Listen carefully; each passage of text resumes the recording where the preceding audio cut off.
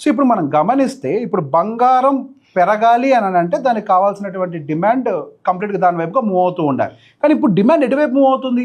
Crude oil వైపు move అవుతుంది. Investments అని ఎటువైపు మూవ్ అవుతున్నాయి? క్రూడ్ ఆయిల్ వైపు మూవ్ అవుతున్నాయి. క్రూడ్ ఆయిల్ పెరగడం వల్ల ఎటువైపు ఏది అడ్వాంటేజ్ తీసుకుంటుంది?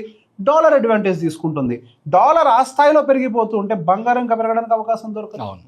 మన భారతదేశంలో మనకి ఇప్పుడు డాలర్ అనేది బాగా తగ్గిపోతూ ఉంటే బంగారం పెరగడానికి అవకాశం ఉంటుంది. మన గ్లోబల్ హెడ్జింగ్ టూల్గా దాన్ని వాడుతూ ఉంటాం కదా. సో ఇప్పుడున్నటువంటి కండిషన్లో మనకి క్రూడ్ ఆయిల్ యొక్క డిమాండ్ విపరీతంగా పెరగడం ఒకటైతే, రెండోది ప్రపంచవ్యాప్తంగా ఇన్ఫ్లేషన్ అనేది చాలా ఎక్కువగా ఉండటం వల్ల ఇంట్రెస్ట్ రేట్స్ అనేవి చాలా హై స్టేజ్లో ఉన్నాయి. ఇప్పుడు అమెరికాలో కూడా భారీ స్థాయి ఇంట్రెస్ట్ రేట్స్ ఉన్నాయి. దానివల్ల బాండ్ ఈల్డ్స్ ఎక్కువగా వస్తున్నాయి. ఇంకొక వైపు డాలర్ పెరుగుతోంది, ఒకవైపు అమెరికన్ బాండ్ ఈల్డ్స్ ఏమో హై ప్రైస్లో ఉన్నాయి. మరి అంతటి సేఫ్ అసెట్స్, అంత మంచి సేఫ్ రిటర్న్స్ ఇస్తున్నప్పుడు ప్రపంచంలో ఉన్నటువంటి పెద్ద పెద్ద ఇన్వెస్టర్స్ అందరూ అమెరికన్ డాలర్ బేస్డ్ బాండ్స్లో పెట్టుబడులు పెడతారు. కానీ అటు బంగారంలో కానీ స్టాక్ మార్కెట్లో ఎందుకు పెట్టుబడి పెట్టాలి?